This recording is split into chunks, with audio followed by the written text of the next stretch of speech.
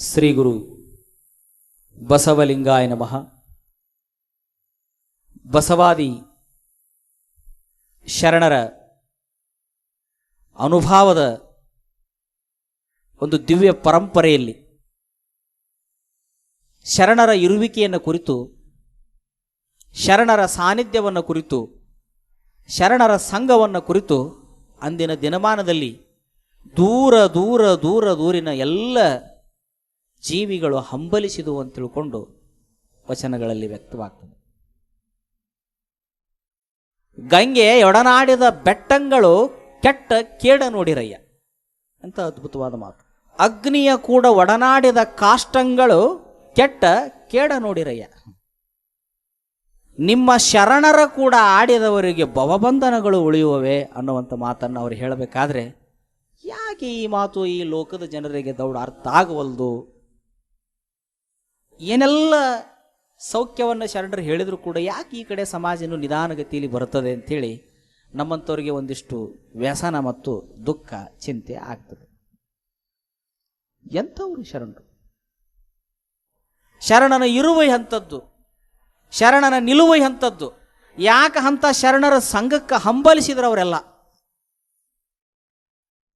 ನಿಮಗೆ ರಾಜ್ಯದ ಭಂಡಾರ ಬೇಕೋ ಅಥವಾ ಶರಣರ ಸಂಘ ಬೇಕೋ ಅಂದ್ರೆ ಸಾಕಿಟ್ಟ ದಿವಸ ರಾಜ್ಯದ ಭಂಡಾರ ಉಪಯೋಗಿಸೀನಿ, ಇನ್ನು ಮೇಲೆ ಶರಣರ ಸಂಘಾನ ಬೇಕು ಅಂತ ತಿಳ್ಕೊಂಡು ಮಂತ್ರಿ ಪದವನ್ನು ಬಿಟ್ಟು ಶರಣರ ಸಂಘಕ್ಕೆ ಹಂಬಲಿಸ್ತಾರೆ ಬಸವಣ್ಣನವರು.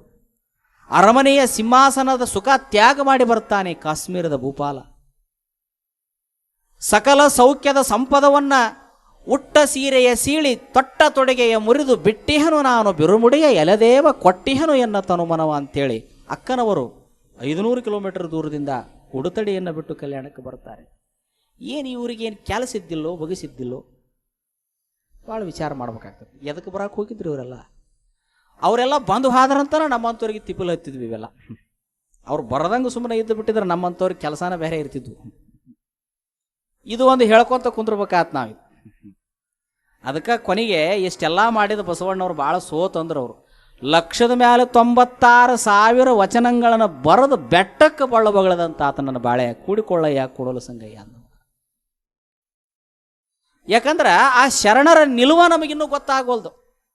ಆ ಶರಣರಿಗೆ ಯಾರ್ಯಾರನಾರ ಸಮ ಮಾಡಕ್ಕೆ ಹೋಕ್ಕಿವಿ, ನಾವು ಯಾರ್ಯಾರನಾರ ಹೋಲಿಕೆ ಮಾಡಕ್ಕೆ ಹೋಕ್ಕಿವಿ, ಸ್ಪಷ್ಟ ಗೊತ್ತಿರಲಿ ನಿಮಗೆ.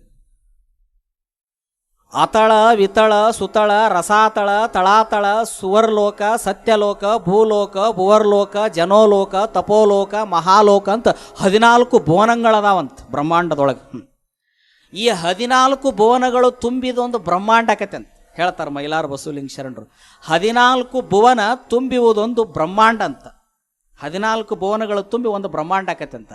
ಆ 14 ಭುವನಗಳು ತುಂಬಿ ಒಂದು ಬ್ರಹ್ಮಾಂಡ ಆಕತ್ತಲ್ಲ, ಇಂಥ ಅಗಣಿತ ಬ್ರಹ್ಮಾಂಡಕ್ಕೆ ಅಧಿಕಾರಿ ನೀ ಗುರುವೆ ಕೃಪೆಯಾಗೋ ಅಂತ ಹೇಳ್ತಾರೆ ಮೈಲಾರ ಬಸವಲಿಂಗ ಶರಣ. ಅಂದರೆ ಇವತ್ತೇನು ವಿಜ್ಞಾನಿಗಳ ಪತ್ತೆ ಹಚ್ಚಾರ ನೋಡಿ, ಇವರು ಗ್ಯಾಲಕ್ಸಿಗಳು, ಅಂಡ್ರೋಮೀಡ್ ಗ್ಯಾಲಕ್ಸಿ, ಈ ಪ್ರಾಕ್ಸಿಮಾ ಸೆಂಟಾರಿ ಗ್ಯಾಲಕ್ಸಿ, ಇವೆಲ್ಲ ಇವು ಭುವನಗಳ. ಇವು ನಿಮ್ಮದು ಗ್ಯಾಲಕ್ಸಿ ಯಾವುದಂದ್ರೆ ಮಿಲ್ಕಿ ವೇ ಗ್ಯಾಲಕ್ಸಿಯಾಗಿ ಬರ್ತೈತೆ. ನಿಮ್ಮ ಭೂಮಿದು ಈಟ ಐತಿ, ದೊಡ್ಡದೈತದ ಮಿಲ್ಕಿ ವೇ ಗ್ಯಾಲಕ್ಸಿ. ಎಷ್ಟು ದೊಡ್ಡದೈತಿ ಅಂದ್ರೆ ಹೆಂಗೆ ಬಿಜಾಪುರದಂಥ ಒಂದು ದೊಡ್ಡ ನಗರದಾಗ ಇದು ಒಂದು ಕಲ್ಯಾಣ ಮಂಟಪ ಅನ್ನೋದೊಂದು ಇಟ್ಟು ಜಗಾನು, ಬಿಜಾಪುರದಂಥ ಒಂದು ಅಖಂಡ ದೊಡ್ಡ ಮಹಾನಗರದೊಳಗೆ ಬಿಜಾಪುರದಾಗ ಇದೊಂದು ಅನುಭವ ಮಂಟಪ ಅಂದ್ರೆ ಒಂದು 10 ಗುಂಟೆ 20 ಗುಂಟೆದೊಂದು ಹೆಂಗೆ ಜಗಾನು, ಹಂಗೆ ಆ ಮಿಲ್ಕಿ ವೇ ಗ್ಯಾಲಕ್ಸಿ ಒಳಗೆ ಏಟ್ ಐತೆ ಅಂದ್ರೆ ಭೂಮಿ ಅಂದ್ರೆ ಇದೊಂದು ಈಟ್ ಐತೆ ಅಂತ. ಟಿಕ್ಕಳಿ ದೊಡ್ಡದಾಕತಿ, ಅದಕ್ಕಿಂತ ಸಣ್ಣದಾಕತಿ ಭೂಮಿ. ಇಂಥವು ಅಗಣಿತ ಬ್ರಹ್ಮಾಂಡಗಳದಾವಂತ. ಆ ಅಗಣಿತ ಬ್ರಹ್ಮಾಂಡಗಳನ್ನು ಸೃಷ್ಟಿ ಮಾಡಿದವ ಭಗವಂತ ಅದಾನಂತ, ಇಷ್ಟೆಲ್ಲ ಮಾಡ್ಯಾನಂತ. ಅದಕ್ಕೆ ಬಸವಣ್ಣವ್ರಂತಾರೆ, ಕೆಳಗೇಳೋ ಲೋಕ ಮೇಲೇಳೋ ಲೋಕ ಅದಕ್ಕೆ ನೀನು ನಿಮ್ಮವರು ಒಡೆಯರು. ಅವೇನು ಮಾಡ್ಯಾನ ನೋಡು, ರುದ್ರಗಣಗಳು, ಪ್ರಮಥಗಣಗಳು, ದೇವಗಣಗಳು, ಏನೇನೋ ಗಣಗಳದಾವಂತ. ದೇವರ್ಗಳದಾರಂತ, ಅಸುರರ್ಗಳದಾರಂತ, ಸುರರದಾರಂತ, ಕಿನ್ನರರದಾರಂತ, ಕಿಂಪುರುಷರದಾರಂತ ವಚನಕಾರರು ಹೇಳ್ತಾರೆ. ವಚನಕಾರ ಹೇಳ್ತಾರೆ ಇರಬಹುದು ಬಹುಶಃ. ಹ್ಯಾಂಗೆ ಈ ಭೂಮಿ ಮ್ಯಾಗ ನಾವು ಅದೀವಿ, ಮತ್ತೆಲ್ಲರ ಭಾಳ ದೂರದಾಗ ಇರ್ಬೋದು, ಯಾರು ಕಂಡಾರ ಅದನ್ನು ಇಲ್ಲ ಅಂತ ಅನ್ನಕ್ಕೆ ಬರೋದಿಲ್ಲ. ಈ ಭೂಮಿ ಮ್ಯಾಗ ನಾವು ಅದೀವಿ ಅಂದ್ರೆ ಇಂಥ ಭೂಮಿಯನ್ನು ಹೋಲ್ತಕ್ಕಂಥ ಲಕ್ಷ ಲಕ್ಷ ಗಟ್ಟಲೆ ಗ್ರಹಗಳು ಇನ್ನೂ ಬ್ರಹ್ಮಾಂಡದಾಗ ತೇಲಾಕತ್ತಾವ. ಸಂಶಯ ಇಲ್ಲಾರ್ದ ಒಪ್ಕೊಂಡ್ಬಿಡ್ಬೇಕಂತಿದ ಅದ. ಈಗ ಒಂದು ಮನ್ಯಾಗ ನೀವು ಅದಿರಿ ಅಂದ್ರೆ ಇನ್ನೊಂದು ಮನ್ಯಾಗ ಮಂದಿ ಇರ್ತಾರ ಅನ್ನೋದು ಗ್ಯಾರಂಟಿ ಹೌದಲ್ಲ? ಹೌದಾ? ಬಿಜಾಪುರ ಅನ್ನುವಂಥದ್ದೊಂದು ಭೂಮಿ ಮ್ಯಾಗ ಪಟ್ಟಣ ಐತಿ ಅಂದ್ರೆ ಕಲಬುರಗಿ ಇರೋದು ಸತ್ಯ ಹೌದಲ್ಲ? ಕಲಬುರಗಿ ಅಂತದೊಂದು ಐತೆ ಅಂದ್ರೆ ಬೀದರ್ ಇರೋದು ಕರೆನ ಹೌದಲ್ಲ, ಬೀದರ್ ಐತೆ ಅನ್ನೋದೊಂದು ಐತೆ ಅಂದ್ರೆ ಕರ್ನಾಟಕ ಐತೆ ಅನ್ನೋದೊಂದು ಕರೆನ ಹೌದಲ್ಲ, ಕರ್ನಾಟಕ ಐತೆ ಅಂದ್ರೆ ಭಾರತ ಐತೆ ಅನ್ನೋದೊಂದು ಕರೆನ ಅಲ್ಲ, ಭಾರತ ಐತೆ ಅಂದ್ರೆ ಒಂದು ಏಷ್ಯಾ ಖಂಡ ಐತೆ ಅನ್ನೋದು ಕರೆನ ಅಲ್ಲ, ಏಷ್ಯಾ ಖಂಡದಂಥ ಅನೇಕ ಖಂಡಗಳ ಕೂಡಿ ಒಂದು ಭೂಮಂಡಲ ಐತೆ ಅನ್ನೋದು ಕರೆನ ಅಲ್ಲ. ಈ ಭೂಮಂಡಲ ಹೆಂಗೆ ಐತೆ ಅನ್ನೋದು ಕರೆ, ಹಂಗೆ ಇದರ ಅಪ್ಪನಂತವು ಇನ್ನೂ ಎಷ್ಟಕ್ಕೊಂದ ಖಂಡಗಳು ಬ್ರಹ್ಮಾಂಡದಾಗ ಅದಾವ ಅನ್ನೋದು ಕರೆ ಅಂತ ವಚನಕಾರರು ಹೇಳ್ತಾರೆ. ಏನಪ್ಪ ನಮ್ಮ ಎಲ್ಲಿ ಮಠ ಹೊಕ್ಕಾವ ಅಂದ್ರೆ ನಮಗೆ ಗೇಜ ಭಾಳ ಅಂದ್ರೆ ಸೂರ್ಯನ ಮಠ, ಚಂದ್ರನ ಮಠ, ಮಂಗಳ ಮಠ ಆಟ ನಮಗೆ ಕೆಲಸ ಮಾಡ್ತದೆ. ದುರ್ಬಿನ್ ಅದನ್ನು ದಾಟಿ ಹೋಗೋದಿಲ್ಲ. ನಮ್ಮ ದುರ್ಬಿನ್ಗಳು ವಿಜ್ಞಾನಿಗಳು ಕಂಡು ಹಿಡಿದದ್ದು ಇತ್ತಾಗನ ಹೊಳಿ ಬರ್ತಾವೆ, ಅದನ್ನ ಮ್ಯಾಗ ದಾಟಿ ಹೋಗೋದು ಇಲ್ಲ ಅವು. ಹೀಗಾಗಿ ನಮಗೆ ಕಾಣಂಗಿಲ್ಲಲ್ಲ, ಅದಕ್ಕೆ ನಮಗೆ ಒಪ್ಪಾಕ ಮನಸ್ಸಿಲ್ಲ. ಆದ್ರೆ ಅಂತರ್ಮುಖವಾಗಿ ಹೋದ್ರೆ ಅನಂತ ಬ್ರಹ್ಮಾಂಡಗಳ ಅದಾವ ಅನ್ನುವಂಥದ್ದು ವಚನಕಾರರು ಹೇಳ್ತಾರೆ, ಶಾಸ್ತ್ರಗಳು ಹೇಳ್ತಾವ, ವಿಜ್ಞಾನನು ಒಪ್ಕೊಂಡೈತಿ. ಈಗ ಸತ್ಯ ವಿಜ್ಞಾನ ಹೇಳಕತ್ತೈತಿ ಅಂದ್ರೆ ಸುಮ್ಮನೆ ಒಪ್ಕೋಬೇಕು, ಯಾಕೆ ಅದು ಸತ್ಯವನ್ನು ಹೇಳ್ತೈತಿ. ಅದು ಏನು ಹೇಳ್ತೈತಿ ವಿಜ್ಞಾನ? ಎಷ್ಟು ಬ್ರಹ್ಮಾಂಡದಲ್ಲಿ ಎಷ್ಟು ಸೂರ್ಯರದಾರ ಅಂದ್ರೆ ನಮ್ಮ ಭೂಮಿ ಮ್ಯಾಗ ಉಸಿಗಿನ ಕಣಗಳು ಎಷ್ಟು ಅದಾವ ಅಷ್ಟು ಸೂರ್ಯರದಾರ ಅಂತ ನೋಡಿ. ಹೌದ್ರಿ ಅಂದ್ರೆ ಹೌದಾ ಅಲ್ಲ ಅನ್ನಕ ಬರೋದಿಲ್ಲ. ಬೇಕಾದ್ರೆ ಹೋಗ್ರಿ ನೀವೆಲ್ಲ ಖಗೋಳ ಶಾಸ್ತ್ರದ ಯೂಟ್ಯೂಬ್ನ್ಯಾಗ ಗೊತ್ತಾಕತಿ. ಇವೇನು ಅದಾನಲ್ಲ ನಮಗೆ ಬೆಳಕು ಕೊಡ್ತಾನಲ್ಲ ಇವ ಸೂರ್ಯ, ನಮ್ಮ ಮನ್ಯಾಗಿನ ಹಾಕೊಡೋದು 0 ಬಲ್ಬ್ ಇದ್ದಂಗೆ ಇವು ಬ್ರಹ್ಮಾಂಡಕ್ಕೆ ಹೋಲಿಸಿ ನೋಡಿದ. ಇವು 60 ಬಲ್ಬ್ ಇದ್ದಂಗೆ ಅನ್ನಂಗಿಲ್ಲ, 60 ಬಲ್ಬ್ 20 ಬಲ್ಬ್. ಇವ ಏನದಾನಲ್ಲ ಗೊತ್ತೈತೆ ಅವ್ನು ಪರಮಾತ್ಮಗೆ. ಇವು 9 ಗ್ರಹ ಅದಾವ, 9 ಗ್ರಹಕ್ಕೆ ಏಟು ಬೆಳಕು ಬೇಕು, ಒಂದು 60 ಬಲ್ಬ್ ಹಾಕಿಬಿಡೋದು ತಗೋ ಅಂತೇಳಿ ಈ ಸೂರ್ಯನ ಇಟ್ಟ ನಾವು. ಇವನು ಮೀರಿದವರು ಇದನ್ನು ನುಂಗುವಂಥವು ಎಷ್ಟೆಷ್ಟು ಅದಾವಂತ, ಇವನ್ನೆಲ್ಲ ನುಂಗು ಒಂದು ಗ್ಯಾಲಕ್ಸಿ ಅಂತ. ಆ ಗ್ಯಾಲಕ್ಸಿಗೆ ಏನಂತಾರ ಅಂದ್ರೆ ಭುವನಗಳು ಅಂತ ಕರೀತಾರೆ. ಹಳೆಗನ್ನಡದಲ್ಲಿ ನಡುಗನ್ನಡದಲ್ಲಿ ಭುವನಗಳು ಅಂತ ಕರೀತಾರೆ. ಆ ಭುವನಗಳು ಹೆಂಗಿರ್ತಾವಂದ್ರೆ 14 ಭುವನಗಳು ಅದಾವಂತ. ಹಂಗೆ ಅಗಣಿತ ಭುವನಗಳದಾವಂತ, ಅಗಣಿತ ಬ್ರಹ್ಮಾಂಡಗಳದಾವಂತ. ಇವೆಲ್ಲವನ್ನು ಸೃಷ್ಟಿಸಿದವನು ಭಗವಂತನಿದ್ದಾನೆ. ಬರ್ತೈತೆ ಅದು ಮುಂದೆ ಪಿಂಡಸ್ಥಲ, ಪಿಂಡ ಜ್ಞಾನಸ್ಥಲ, ಶೂನ್ಯಸ್ಥಲ ಅಂತ ವಚನಗಳು ಬರ್ತಾವ, ಮುಂದಿನ ದಿನದಲ್ಲಿ ಬರ್ತವೆ. ಬಂದಂಥ ಸಂದರ್ಭದಲ್ಲಿ ಹೆಚ್ಚಿನ ವಚನಗಳನ್ನು ನೋಡೋಣ, ಅದ್ರ ಬಗ್ಗೆ ವಿಮರ್ಶೆ ಮಾಡೋಣ. ಯಾಕಂದ್ರೆ ಹಿಂದೆ ಬಂದವರು ಇದ್ರ ಬಗ್ಗೆ ಸಾಕಷ್ಟು ಹೇಳಿರ್ತಾರೆ. ಯಾಕಂದ್ರೆ ಈ ವೇದಿಕೆನೇ ಶರಣ ತತ್ವದ ವೇದಿಕೆ ಅಂದ್ರೆ ಇಲ್ಲಿ ಹೆಚ್ಚು ಕಡಿಮೆ ಎಲ್ಲ ವಿಷಯಗಳ ಹಾದು ಹೋಗೇ ಬಿಟ್ಟಿರ್ತಾವೆ. ಹೋದಂಥ ವಿಷಯಗಳನ್ನು ಹೊಳೆ ನೆನಪಿಸಿಕೊಡುವಂಥ ಪ್ರಯತ್ನಗಳನ್ನು ಮಾಡೋದಷ್ಟೇ ಇದು. ಮತ್ತೆ ಕಲ್ಯಾಣ ಅಂತಾರಲ್ಲ, ಮತ್ತೆ ನೆನಪು ಮಾಡ್ಕೊಳ್ಳೋದ ಇದು ಕಲ್ಯಾಣ, ಮತ್ತೇನು ಬೇರೆ ಏನು ಇರೋದಿಲ್ಲ. ಇಲ್ಲಿ ಇದನ್ನೆಲ್ಲವನ್ನ ಮಾಡಿದವ ಒಬ್ಬ ಅದಾನ ಕರೆ, ಆದ್ರೆ ಅವನಿಂದ ಒಂದು ಕಿಂಚಿತ್ತು ಕರ್ಮ ಕಳಿಲಿಲ್ಲ ಅಂತ, ಒಂದು ಈಟು ಅವನ ಕಡೆಯಿಂದ ಕರ್ಮ ಪಾಸಿ ಹರಿಲಿಲ್ಲಂತ. ಆದ್ರೆ ಯಾರಿಂದ ಹರಿತಂದ್ರ ಶರಣರಿಂದ ನಿನ್ನ ಕರ್ಮ ತೊಡೆಯಿತ್ತಲ್ಲದೆ ನಿನ್ನಿಂದ ಒಂದು ಕಿಂಚಿತ್ತು ಮಡೆಯೋದು ಕಾಣ ಕೂಡಲ ಸಂಗಮ ದೇವ ಅಂತ ಹೇಳ್ಬೇಕಾದ್ರೆ ಶಿವನಿಗಿಂತಲೂ ಶಿವಶರಣರು ದೊಡ್ಡವರು, ಶಿವನಿಗಿಂತಲೂ ಶಿವಶರಣರು ದೊಡ್ಡವರು. ಅದಕ್ಕೆ ಅಂತ ನಾವು ನಿಮ್ಮ ಶರಣರ ಚೆಮ್ಮಾವುಗೆಗೆ ಪೃಥ್ವಿ ಸಮಬಾರದಯ್ಯ. ಶರಣರ ಮೆಟ್ಟಿಗೆ ಈ ಭೂಮಿ ಸಮ ಬರೋದಿಲ್ಲ ಅಂದ್ರೆ ಈ ಭೂಮಿ ಮ್ಯಾಗಿರುವಂಥ ಕಟ್ಟಡ, ನಗರ, ಪಟ್ಟಣ ಯಾಗಿಡದ ತಪ್ಪಲಿ ಇವೆಲ್ಲ. ಶರಣನ ಅಂಗುಷ್ಟದಾಗ ಮೋಕ್ಷ ಒಂದ್ಯಾವಂತೀವೆಲ್ಲ, ಹೆಂಗಿರ್ಬೇಕು ಅವ ಶರಣ? ಅದಕ್ಕೆ ಶರಣ ಹೆಂಗದಾನ ಅಂತ ಕೇಳಿದ್ರೆ, ಶರಣರು ಹೆಂಗದಾರ ಅಂತ ಕೇಳಿದ್ರೆ ಅನುಭವ ಮಂಟಪ ಹೆಂಗಿತ್ತಂದ್ರೆ ಒಬ್ಬೊಬ್ಬ ಶರಣ ಒಬ್ಬೊಬ್ಬ ಅಖಂಡ ಅದ್ವಿತೀಯ ಮಹಾತ್ಮನೇ ಅವ. ಇನ್ನೂ ಅವ್ರನ್ನ ಹೋಲುವಂಥವು ಯಾವ ಬಂದಿಲ್ಲ ಅಂತ ಈ ಭೂಮಿಯಾಗ. ಬಹುಶಃ ಹಿಂದೂ ಬಂದಿದ್ವ ಇಲ್ಲ ಗೊತ್ತಿಲ್ಲ. ಇದು 12ನೇ ಶತಮಾನದಲ್ಲಿ ಏನೋ ಇದು ಒಂದು ಅದ್ಭುತ. ಅದಕ್ಕೆ ಪ್ರಭು ಹೇಳ್ತಾನ, ಇದು ಕೃತಾಯುಗದಲ್ಲಿ ಆದದ್ದಲ್ಲ, ಇದು ತ್ರೈತಾಯುಗದಲ್ಲಿ ಆದದ್ದಲ್ಲ, ಇದು ದ್ವಾಪಾರದಲ್ಲಿ ಆಗಿದ್ದಲ್ಲ, ಇದು ಕಲ್ಯಾಣದೊಳಗೆ ಕಲಿಯುಗದೊಳಗೆ ಬಾಗೇವಾಡಿ ಬಸವಣ್ಣನ ಪುಣ್ಯದಿಂದ ಆತು ಅಂತ ಬರಿತಾನ ಪ್ರಭು. ಇದು ಬಸವಣ್ಣನಿಂದ ಆಗಿದ್ದು, ಇಷ್ಟೆಲ್ಲ ಅವನಿಂದ ಆಯಿತು ಅಂತ ಹೇಳ್ತಾನೆ. ಅದಕ್ಕೆ ಆ ಶರಣರನ್ನ ಹೆಂಗ ಅಂತ ಕೇಳ್ಬೇಕಂದ್ರೆ ಜಡರ ದಾಸಿ ಮೈನಿ ಕೇಳಿದ್ರಂತ, ನೀ ಏನು ಅಕ್ಕಿಯಪ್ಪ ಅಂತ ಕೇಳಿದ್ರಂತ ಶರಣರನ್ನ. ನೀ ಏನು ಅಕ್ಕಿದಿ, ನಿನಗೇನು ಆಸೆ ಐತಿ? ಈಗ ನಾವು ಕೇಳ್ಕೊತ ಬರ್ತೀವಿ ಒಬ್ರೊಬ್ರು, ನಿಮಗೇನು ಆಸೆ ಐತಿ? ನಮನಿ ಇರ್ತಾವೆ. ಬಹುಶಃ ನಿಮ್ಮ ಎಲ್ಲ ಆಸೆಗಳನ್ನು ಹಜರತ್ ನಿಜಾಮುದ್ದೀನ್ ಎಕ್ಸ್ಪ್ರೆಸ್ ಟ್ರೈನ್ಯಾಗ ಹೇರಿದ್ರು ಟ್ರೈನ್ ತುಂಬತೈತಿ ಹೊರತು ನಿಮ್ಮ ಆಸೆಗಳು ಇನ್ನೂ ಉಳ್ಕೊತಾವ. ಅಷ್ಟು ಆಸೆಗಳಿರ್ತಾವೆ. ಅವನು ಕೇಳಿದ್ರಂತ, ಏನಪ್ಪ ನಿನಗೆ ಆಸೆ, ಏನೈತಿ ನಿನಗೆ ಆಸೆ? ದಾಸಿಮಯ್ಯ ನಿನಗೆ ಏನು ಇಚ್ಛೆ ಐತಿ ಅಂತ ಕೇಳಿದ್ರೆ ಅವ ಏನು ಹೇಳ್ಬೇಕು? ಪುಣ್ಯಾತ್ಮವ ತವನಿಧಿಯನ್ನು ಬೇಡುವವನಲ್ಲ ಅಂತ ಬಸವಣ್ಣವ್ರು ಹೇಳ್ತಾರೆ. ಆದ್ರೆ ದಾಸಿಮಯ್ಯ ಶೈವ ಭಕ್ತಿಯನ್ನು ಬಿಟ್ಟು ಬಸವಣ್ಣನವರ ಕಲ್ಯಾಣಕ್ಕೆ ಹೋಗಿ ಬಸವ ಭಕ್ತಿಯನ್ನು ಒಪ್ಪಕೊಂಡ. ಅದಕ್ಕೆ ಲಿಂಗ ತತ್ವವನ್ನು ಒಪ್ಪಕೊಂಡು ಕರಸ್ಥಲದ ಜ್ಯೋತಿ ಇದು ಕರು ಬಿಟ್ಟ ಎರಕಬಹುದು ಅಂತೇಳಿ ಬಸವಣ್ಣನ ಕೂಡ ಹಾಡಿದ. ಭಾಳ ಮಂದಿ ತಿಳಿಲಾರದವ್ರು ಆದ್ಯ ವಚನಕಾರ ಜೇಡ್ರ ದಾಸಿಮಯ್ಯ ಅಂತಾರ. ಹಂಗೇನಿಲ್ಲ, ವಚನಕಾರರು ಎಲ್ಲರೂ ಮೂಲ ಅದಾರ, ಅವರೆಲ್ಲರೂ ಬಸವಣ್ಣನ ಸಾನ್ನಿಧ್ಯದಾಗ ಬರದಾರ. ಅದರಾಗ ಈಗ ನಾವು 30 ವರ್ಷದವದೀನಿ, ನಮ್ಮ ಗದಿಗಿನ ಜಗದ್ರುಳು 70 ವರ್ಷದವ್ರಿದ್ರು. ಸ್ವಲ್ಪ ವಯಸ್ಸಿನಾಗ ಅವ್ರು ಹಿರಿಯಾರು. ಹಂಗಂದ ಮಾತ್ರಕ್ಕೆ ಹಿರಿಯರದಾರ ಅಂತ ತಿಳ್ಕೊಂಡು ಅವ್ರ ಕಾಲಕ್ಕೆ ನಾ ಬರೋದು ಕಡಿಮೆಯಾಗಿ ಅವ್ರು ಹಿರಿಯರ ಅಂತ ಅನ್ನೋದು ಕಾಲದ ವೈಶಿಷ್ಟ್ಯದಲ್ಲಿ ದೊಡ್ಡವ್ರ ಅಕ್ಕಾರ. ಏನೋ ಕನ್ನಡ ಸಾಹಿತ್ಯದಲ್ಲಿ ಬರೆದು ಬಿಟ್ರು. ಆದ್ಯ ವಚನಕಾರ ಅಂದ್ರೆ ಜೇಡರ ದಾಸಿಮಯ್ಯ ಅಂತ ಅಂದುಬಿಟ್ರು. ಆಳಕ್ಕೆ ಹೋಗಿ ಅಧ್ಯಯನ ಮಾಡಿ ನೋಡಿದಾಗ ವಚನಗಳು ಸ್ಪಷ್ಟೀಕರಣವನ್ನು ಹೊಂದಿದ್ದು ಅದು ಅನುಭವ ಮಂಟಪದಲ್ಲಿ ಬಸವಣ್ಣ ಶಾಂತರಸರ ಸಿಕ್ಕಾ ಬಿದ್ದ ಮೇಲೆ ವಚನಗಳು ಬಂದವ ಹೊರತು ಅದಕ್ಕಿಂತ ಮೊದಲು ವಚನಗಳಿದ್ದು ಅಂತ ವಾದ ಮಾಡೋದು ವಿತಂಡವಾದ. ಕೊಂಡಗುಳಿ ಕೇಶಿರಾಜ ಇಲ್ಲೇ ಮನೆ ಅವ 13ನೇ ಶತಮಾನದವ, ಇಲ್ಲೇ ಕೊಂಡಗುಳಿ ಶಬ್ದ ಮಣಿ ದರ್ಪಣ ಬರಿತಾನೆ. ಎಷ್ಟು ದುರಂತ ನಮ್ಮಲ್ಲಿ ಎಷ್ಟು ಡೇಂಜರ್ಸ್ ಮಂದಿ ಅದಾರ ಅಂದ್ರೆ ಕೇಶರಾಜನ ಬಸವಣ್ಣವ್ರಕ್ಕಿಂತ ಮೊದಲು ಅದಾನಂತ ಹೇಳಿಬಿಟ್ರು. ನಮ್ಮಂತವ್ರು ತಿಳಿ ಹಾಪಾಗಿಬಿಟ್ಟು ಹೆಂಗಪ್ಪ ಇದು ಅಂತೇಳಿ ಭಾಳ ಓದಿದ ಮೇಲೆ ಗೊತ್ತಾಯ್ತು. 13ನೇ ಶತಮಾನದ ಮಧ್ಯಭಾಗದ ಕೊನೆಯ ಭಾಗದಲ್ಲಿ ಬರ್ತಾನೆ ಕೊಂಡಗುಳಿ ಕೇಶರಾಜ. ಇಲ್ಲೇ ಕೊಂಡಗುಳಿ ಅಂತ ಬರ್ತದೆ. ಕೊಂಡಗುಳಿ ಕೇಶರಾಜನ ಶಬ್ದಮಣಿ ದರ್ಪಣ. ಆತ ಶೈವ ಸಂಪ್ರದಾಯದ ಮನುಷ್ಯ, ವೀರಭದ್ರನ ಆರಾಧಕವ. ಅವನ ಕಾಲದಲ್ಲಿ ಇವತ್ತಿಗೂ ಕೂಡ ಅಲ್ಲೆಲ್ಲ ಗುಬ್ಬಿ ಹಂತಕ್ಕೆ ದೊಡ್ಡ ದೊಡ್ಡ ಕೆರೆ ಆಗ್ಯಾವ. ಕೆರೆಯ ಪದ್ಮರಸ, ಗುಬ್ಬಿಯ ಮಲ್ಲನಾರ್ಯ, ಇವರೆಲ್ಲ ಶೈವ ಸಂಸ್ಕೃತಿ ವೀರಶೈವ ಸಂಪ್ರದಾಯದವರು. ಇವರೆಲ್ಲ ವೀರಭದ್ರನ ಆರಾಧನೆಯನ್ನು ಮಾಡಿದವರು. ಇವತ್ತಿಗೂ ಸಹಿತ ಬೆಂಗಳೂರು ಮೈಸೂರು ಕಡೆ ಹೋದ್ರೆ ಅಲ್ಲೆಲ್ಲ ಹೆಸರುಗಳು ಬರ್ತಾವೆ. ಯಾವ್ಯಾವ ಅಂತಂತಂದ್ರೆ ವೀರಯ್ಯ, ಸಿದ್ದಯ್ಯ, ಸಿದ್ದಮಲ್ಲಯ್ಯ, ಕೆಂಚಯ್ಯ ಇವೆಲ್ಲ ಬರ್ತಾವೆ. ಇವನ್ನೆಲ್ಲ ಯಾರ ಹೆಸರಲ್ಲಿ ಹೆಸರಿಟ್ಕೊಂಡ್ರು ಅಂದ್ರೆ ಕೊಂಡಗುಳಿ ಕೇಶರಾಜ ಸ್ಟ್ರಿಕ್ ಮಾಡಿಬಿಟ್ಟ, ನಾಮ ದೇವರ ಹೆಸರು ಇಟ್ಕೋಬೇಕು ನೀವು. ಹೀಗಾಗಿ ಅಲ್ಲಿ ಮನಸ್ಸಿಲ್ಲದ ಮನಸ್ಸಲ್ಲೇ ಒಪ್ಕೊಂಡ್ರು ಅವ್ರು ಗೌಡಾಸ್. ಇವತ್ತಿನ ಗೌಡಾಸ್ ಅಂತಂತಾರೆ ನೋಡು, ಒಪ್ಕೊಂಡ್ರು. ಇವ ಇತ್ತಾಗ ಬರೋದು ಆಟ ಬೇಕಾಗಿತ್ತು, ಇವ ಇತ್ತಾಗ ಬಂದ. ಆದ್ರೆ ಹೆಸರು ಅವ ಉಳ್ಕೊಂಡು ಇವತ್ತಿಗೂ ದಕ್ಷಿಣ ಕರ್ನಾಟಕದಲ್ಲಿ ಕೆಲವು ಒಕ್ಕಲಿಗ ಸಮಾಜದ ಹೆಸರು ಸಹಿತ ಹೆಂಗದಾವ ಅಂದ್ರೆ ಹೆಚ್ಚು ಕಡಿಮೆ ಉತ್ತರ ಕರ್ನಾಟಕದವ್ರ ಹೆಸರು ಇದ್ದಂಗೆ ಅದ. ಇದೇ ನಿಮ್ಮ ರಾಜ್ಯದ ಮುಖ್ಯಮಂತ್ರಿಗಳಾಗಿ ಹೋದ್ರು ಸಿದ್ದರಾಮಯ್ಯ. ಯಾರ ಹೆಸರಿದು? ಸೊನ್ನಲಗಿ ಸಿದ್ದರಾಮನ ಹೆಸರು ಅದು. 12ನೇ ಶತಮಾನದ ಆಚೆಗೆ ಹೋಗ್ರು ನೋಡೋನು ಎಲ್ಲರ ಸಿದ್ದರಾಮನ ಹೆಸರು ಸಿಗ್ತಾವನ.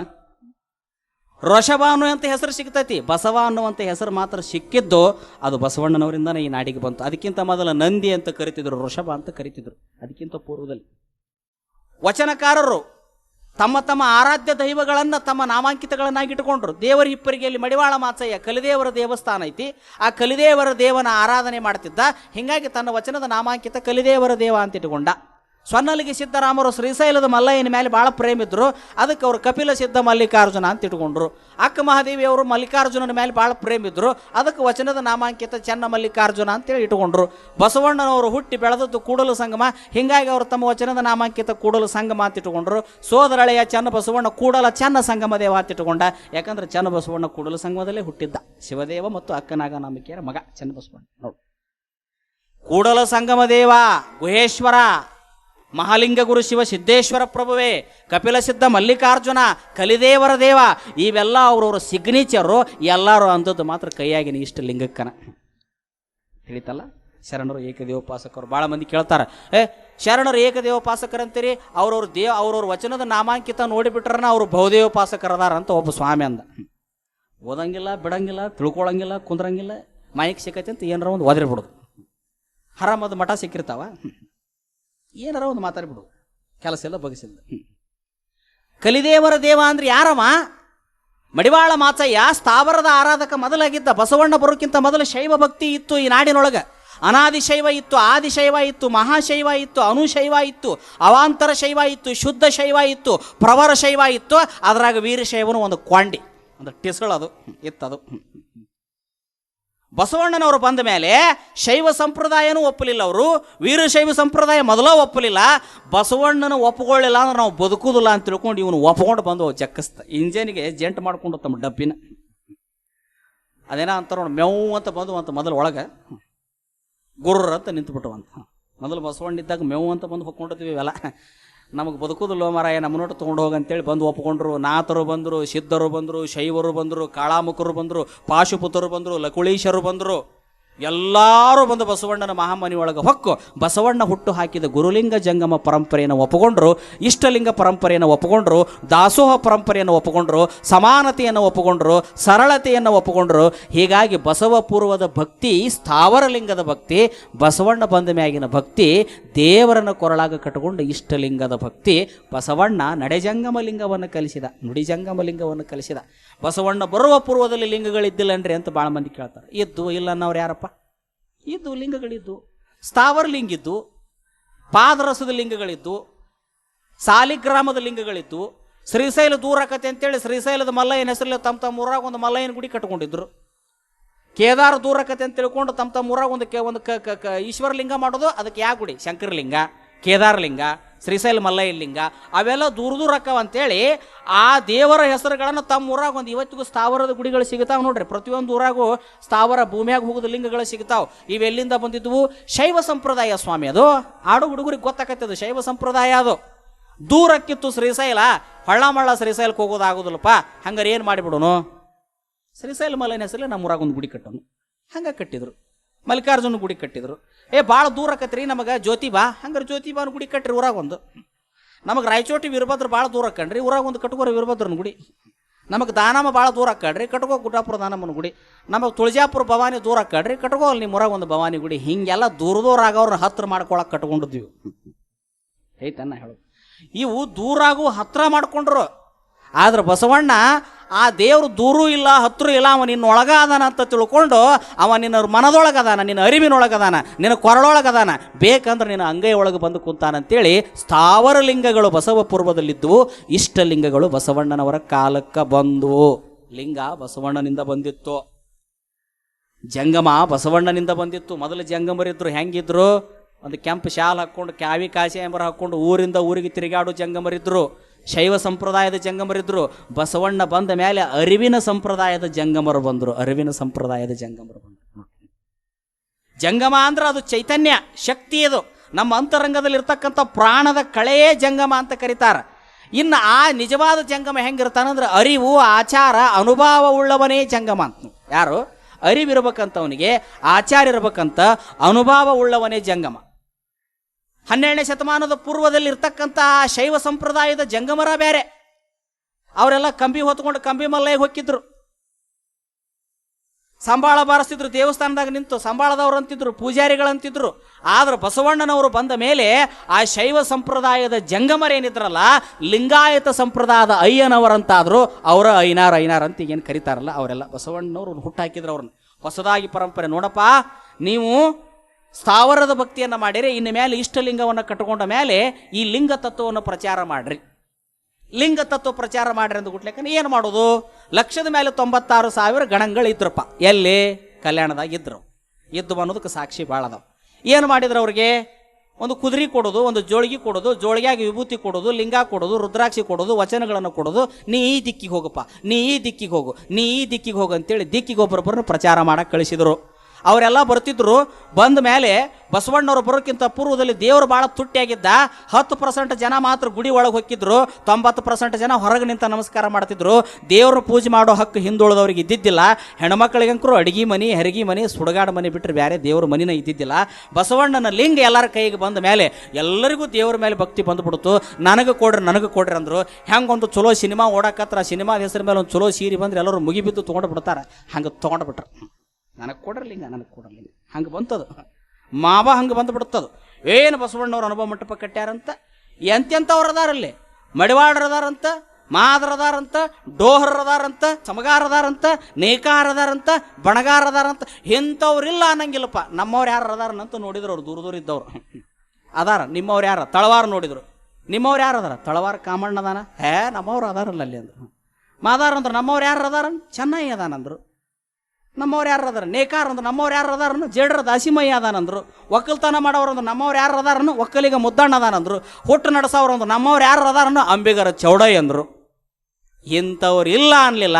ಎಲ್ಲರೂ ಬಡದಾಡಿ ಬಸವಣ್ಣನ ಲಿಂಗವನ್ನು ಒಪ್ಪಿಕೊಂಡ್ರು. ಅದಕ್ಕೆ ಲಿಂಗ ಅದು ಒಂಥರ ಬುಲ್ಡೋಸರ್ ಅಂತಾರೆ ನೋಡ್ರಿ. ಅದು ಖರೇನ. ಕೆಲವು ಮಂದಿ ಬುಲ್ಡೋಸರ್ ಅಂತ ಕರೀತಾರೆ. ಬುಲ್ಡೋಸರ್ ಅಂದ್ರೆ ಜಗ್ಗು ದೀಪ ಬಿದ್ದು ಜಗದಾಗ ಬುಲ್ಡೋಸರ್ ತೊಗೊಂಡು ಹೋಗ್ರಿ ನೀವು, ಕೆದರಿ ಒಗದು ಹೈವೇ ಮಾಡಿಬಿಡ್ತೈತೆ. ಮಾಡೋದಲ್ಲ? ಎಲ್ಲಾರು ದಾರಿ ಇಲ್ಲ ಜಾಗದಾಗ ಬುಲ್ಡೋಸರ್ ತೊಗೊಂಡು ಹೋಗಿ ಹಚ್ಚ್ರಿ, ಕೆದರ್ತೈತದ. ಎಲ್ಲ ಮಣ್ಣು ಕೆದರಿ ಡಬ್ ಹಾಕಿ ಸಾಫ್ ಮಾಡಿ ದಾರಿಲ್ಲದ ಜಾಗದಾಗ ದಾರಿ ಮಾಡಿ ಕೊಡ್ತೈತಿ. ಅದಕ್ಕೆ ಬುಲ್ಡೋಸರ್ ಅಂತಾರೆ. ಹಂಗೆ ಇಷ್ಟ ಲಿಂಗ ಸಮಾನ ಆಗಿಬಿಡ್ತು. ನೀ ಯಾವ್ದಾರ ಜಾತಿ ವಿರೋಲಕ್ಕೆ ಹೋಗೋ ಮರಾಯ, ನಿನ್ನ ಅಂಗದ ಮ್ಯಾಗ ಲಿಂಗ ಬಂತಿಲ್ಲ, ನೀ ಸಂಗಮನಾಥ ಅಂತ ತಿಳ್ಕೊಂಡ್ಬಿಡ್ತೀನಿ ಅಂದ. ಹಿಂಗಾಗಿ ಬಸವಣ್ಣ ಎಲ್ಲರಿಗೂ ಪ್ರಿಯ ಆಗಿಬಿಟ್ಟ. ಮುಗುರ್ಕೊಂಡು ಒಪ್ಕೊಂಡ್ಬಿಟ್ರೆ ನನಗೆ ಕೊಡ್ರಿ ಅಂತ.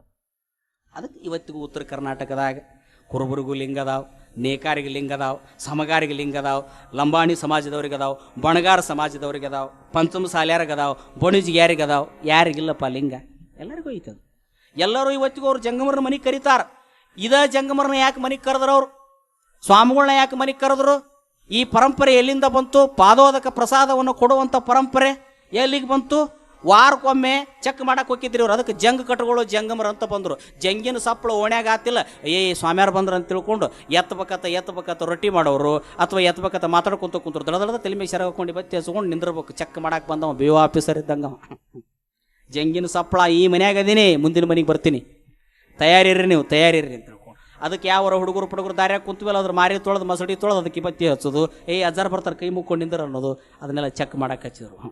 ಯಾರ ಮನೆಯೊಳಗೆ ಹಾದಿ ಬಿಟ್ರೆ ಮುಳ್ಳಿನ ಕಾಯಕದ ಐನಾರು ಅಂತಿದ್ರು. ಅವ್ರು ಬಂದು ಮೊದಲು ಹೇಳ್ತಿದ್ರು, ನೋಡಪ್ಪ ಇದು ತಪ್ಪದು, ನೀ ಧರ್ಮ ಬಿಟ್ಟಿದ್ದಿ, ದಾರಿ ಬಿಟ್ಟಿದ್ದಿ, ನೀ ಧರ್ಮದಾಗ ನಡಿಬೇಕು. ನಾ ನಡೆಯೋದಿಲ್ಲ ಅಂದ್ರೆ ಅವ್ರ ಮನೆ ಮುಂದೆ ಮುಳ್ಳಿನ ಕಾಯಕದ ಮ್ಯಾಗ ಮುಳ್ಳಿನ ಅವಿಗೆ ಇಟ್ಕೊಂಡು ನೀ ಎಲ್ಲಿ ಮಠ ಬದಲಾಗೋದಿಲ್ಲ ಅಲ್ಲಿ ಮಠ ನಾ ಈ ಮುಳ್ಳಿನ ಅವಿಗೆ ಬಿಟ್ಟು ಇಳುವುದಿಲ್ಲ, ನೀ ಬದಲಾಗೋ ಮಠ ನಾ ಇಳಿದಿಲ್ಲ ಅಂತ ತಿಳ್ಕೊಂಡು ಆ ಮುಳ್ಳಿನ ಅವಿಗೆ ಮ್ಯಾಗ ಹತ್ತಿ ನಿಂದಿರ್ತಿದ್ರು. ಒಬ್ಬ ಜಂಗಮ ನಾ ಉದ್ಧಾರ ಆಗೋ ಸಲುವಾಗಿ ಇಷ್ಟು ತ್ರಾಸು ತೊಗೊಂತಾನ ಅಂತೇಳಿ ಅದು ಮನುಷ್ಯಗೆ ಹತ್ತಿ ಇವರು ಪರಿವರ್ತನೆ ಹಾಕಿದ್ರು. ಮುಳ್ಳಾವಿಗೆ ಕಾಯಕದ ಐನಾರು ಅಂತಿದ್ರು. ಕಂಬಿ ಕಾಯ್ದ ಏನಾರಂತಿದ್ರು. ಕಂಬಿ ಕಾಯ್ಕದವ್ರು ಬಂದು ಮನೆಯಾಗಿನ ಕಂಬ ತೆಕ್ಕಿ ಪಡ್ಕೊಂಡ್ಬಿಡ್ತಿದ್ರು. ಅವ್ರು ಇವತ್ತು ನೀವು ಶುದ್ಧ ಆಗೋ ಮಠ, ನೀವು ಹೊಲಸು ಚಟ ಬಿಡೋ ಮಠ ನಾ ನಿಮ್ಮ ಮನೆ ಕಂಬಾನ ಬಿಡೋದಿಲ್ಲ ಅಂತಿದ್ರು. ಅದಕ್ಕೆ ಕಂಬಿ ಕಾಯಕದ ಐನಾರಂತ ಬಂದರು, ಕಂತಿ ಕಾಯಕದ ಐನಾರಂತ ಬಂದರು. ಇವರೆಲ್ಲರೂ ಬಂದರು. ಬಸವಣ್ಣನವರು ಕಳಿಸಿದ್ರಿ ಇವ್ರನ್ನ ದಿಕ್ಕಿಗೆ ಪ್ರಚಾರ ಮಾಡಕ್ಕೆ ಬಂದರು. ಬರ್ತಿದ್ರು, ನೀವೆಲ್ಲಿಂದ ಬಂದಿರಿ? ಕಲ್ಯಾಣದಿಂದ ಬಂದಿರಿ. ಬಸವಣ್ಣವ್ರು ಕಳಿಸ್ಕೊಟ್ಟಾರ, ಇದಕ್ಕೆ ಬಂದಿರಿ, ಲಿಂಗ ಕೊಡಕ್ಕೆ ಬಂದಿವಿ, ನನಗೆ ಕೊಡ್ರಿ ಅಂದರು. ಅದಕ್ಕೆ ಆ ಜಂಗಮರ ಎಲ್ಲರಿಗೂ ಲಿಂಗ ಕಟ್ಟಕತ್ತರು. ಇವತ್ತಿಗೂ ಆದ ಪರಂಪರೆ ಉತ್ತರ ಕರ್ನಾಟಕದಾಗ ಐತಿ.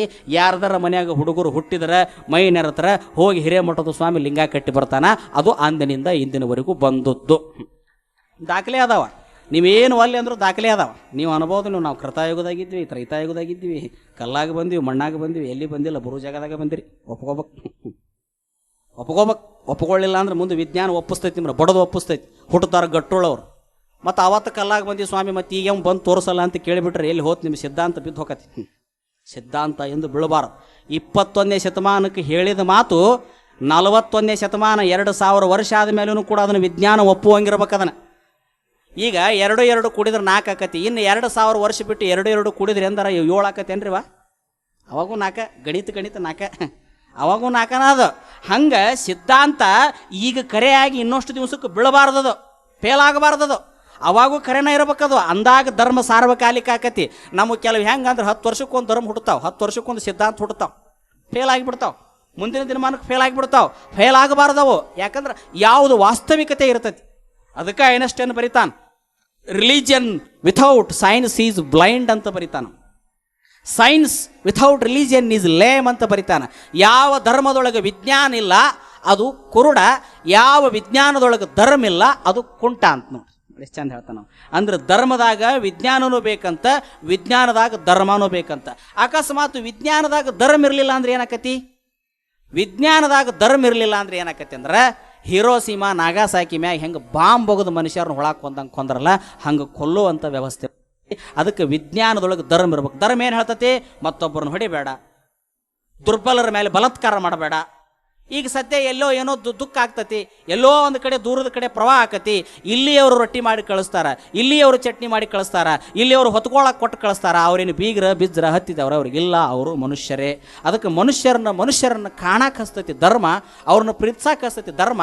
ಅದಕ್ಕೆ ಆ ವಿಜ್ಞಾನದೊಳಗೆ ಧರ್ಮ ಹೋತು ಅಂತಂತಂದ್ರೆ ಏನಾಗಿಬಿಡ್ತೈತಿ ಅಂದ್ರೆ ಅಲ್ಲಿ ವಿಜ್ಞಾನ ಅನಾಹುತ ಆಗುತ್ತೆ, ತಪ್ತತಿ ಅಂತ. ಐನ್ಸ್ಟೈನ್ ಒಂದು ಮಗಳಿಗೆ ಪತ್ರ ಬರೆದ, ಸಾಪೇಕ್ಷತೆ ಸಿದ್ಧಾಂತವನ್ನು ಕಂಡು ಹಿಡಿದ್ನಲ್ಲ, E=mc² ಅನ್ನುವಂಥ ಸಾಪೇಕ್ಷತೆ ಸಿದ್ಧಾಂತವನ್ನು ಕೊಟ್ಟನಲ್ಲ, ಆ ಐನ್ಸ್ಟೈನ ತನ್ನ ಮಗಳಿಗೊಂದು ಪತ್ರ ಬರೆದ. ಪ್ರೀತಿಯ ಮೈ ಡಿಯರ್ ಡಾಟರ್ ಅಂತೇಳಿ ಮಗಳಿಗೊಂದು ಲೆಟರ್ ಬರೆದ. ಏನಂತ ಬರೆದಂದ್ರೆ, ಈ ಪತ್ರ ನೀವು ಓದಿದ ಮೇಲೆ ನೀ 20 ವರ್ಷ, ನಾನು ಸತ್ತು 20 ವರ್ಷಕ್ಕೆ ನಾ ಈ ಬರೆದ ಪತ್ರ ಬಹಿರಂಗ ಪಡಿಸು. ನೀ ಬದುಕಿದ್ರ ಅಕಸ್ಮಾತ್ ನೀನು ಹೋಗಿದ್ರೆ ಏನು ಅವಶ್ಯಕತೆ ಇಲ್ಲ, ಹೋಗಿಬಿಡ್ಲಿ ಅಂತ ಬರೆದಿದ್ದವು. ಆ ಮಗಳು ಅವ್ರ ತಂದೆ ಐನ್ಸ್ಟೈನ್ ಸತ್ತು 20 ವರ್ಷಕ್ಕೆ ಹೊರಗೆ ಏನು ಬರೆದಿದ್ದ ಹೇಳಿಲ್ಲಂದ್ರೆ, ತಂದೆ ಮಗಳಿಗೆ ಬರೆದಿದ್ದಂಥ ಪತ್ರ, ನಾನು ಈ ಅಣುಬಾಂಬನ್ನು ಅಣುಸೂತ್ರವನ್ನು ಕಂಡು ಹಿಡಿದು ಭಾಳ ದೊಡ್ಡ ತಪ್ಪು ಮಾಡಿದೆ ಅಂತ ತಿಳ್ಕೊಂಡು ಬರ್ತಿದ್ದೀನಿ. ಯಾಕೆ ಇವತ್ತು ನಾನು ಕಂಡು ಹಿಡಿದಂಥ ಈ ಅಣುಸೂತ್ರ, E=mc² ಅನ್ನುವಂಥ ಈ ಅಣು ಐತಲ್ಲ, ಇದು ಮಾನವರ ಕಷ್ಟಗಳನ್ನು ಕಳ್ಯಾಕ, ಅವರಿಗೆ ಚಲೋ ಆಗಕ್ಕೆ, ಅವ್ರಿಗೆ ಸುಖ ಕೊಡೋಕೆ ಆಗ್ತತೆ ಅಂತ ನಾ ಮಾಡಿದ್ರೆ, ಇದನ್ನು ದುರುಪಯೋಗ ಮಾಡಿಕೊಂಡು ಒಂದು ದೇಶದ ಮೇಲೆ ಬಾಂಬ್ ಹಾಕಿ ಲಕ್ಷಾಂತರ ಮಂದಿ ಕೊಂದರು. ಅದ್ರ ದೋಷ ನನಗೂ ಕೂಡ ತಟ್ಟೈತಿ ಅಂತ ಹೇಳಿದ ನಾವು. ನೋಡಿ, ಹಿರೋಶಿಮಾ ನಾಗಾಸಾಕಿ ಮ್ಯಾಂಗ ಹೋಗಿಲಿಲ್ಲ ಅದನ್ನು. ಅಷ್ಟ ಅಲ್ಲ, ನಿಮ್ಮ ಬಿಜಾಪುರ ಸುತ್ತಮುತ್ತದ ಭೂಮಿ ಎಷ್ಟು ಚಲೋ ಇದ್ದವು ಗೊತ್ತನ? 200 ವರ್ಷದಿಂದ ಎಂಥ ಚಲೋ ಭೂಮಿ. ಅರಬರು ಇದನ್ನು ಬಿಟ್ಟು ಹೋಗುವಾಗ ಮದ್ದು ಹಾಕಿ ಸುಟ್ಟಿ ಭೂಮಿ ಕೆಡಿಸಿಟ್ಟು ಹೋದ್ರು. ಯಾರಿಗೆ ಗೊತ್ತದ ಇತಿಹಾಸ ಇದು?